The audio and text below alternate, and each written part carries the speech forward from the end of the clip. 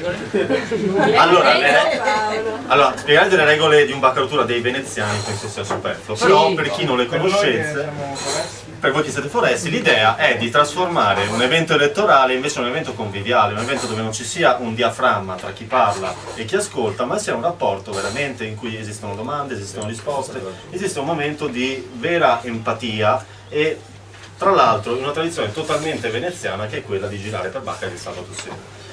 L'abbiamo pensata per questo anche, perché molte persone è difficile portarle in una sala chiusa in una giornata del genere al sabato sera, però secondo me è un pubblico che va intercettato, andiamo a cercarli noi, no? Andiamo a cercarli noi, invece di aspettare che vengano loro andiamo a cercarli noi nei luoghi d'aggregazione.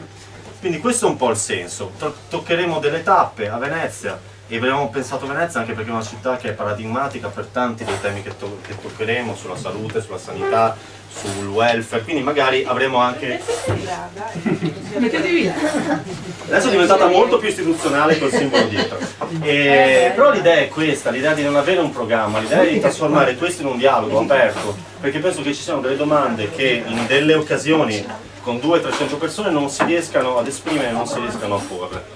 Delle domande magari declinate anche sul territorio, partendo dal macro e arrivando al micro, partendo dal micro arrivando anche a delle risposte che possono essere date sia a livello nazionale, che insomma abbiamo Elli, quindi possiamo arrivare almeno fino a livello europeo e oltre. Quindi l'idea è un po' questa. Chi è che manca il bianco?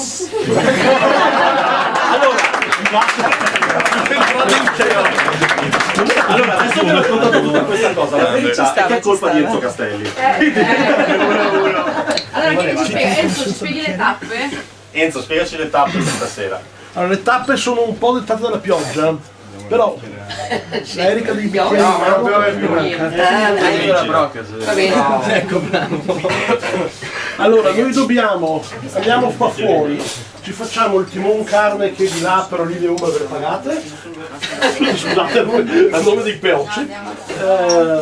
Facciamo il timon carne che è di là. Qui ci sono ancora bicchieri per chi non ce li ha.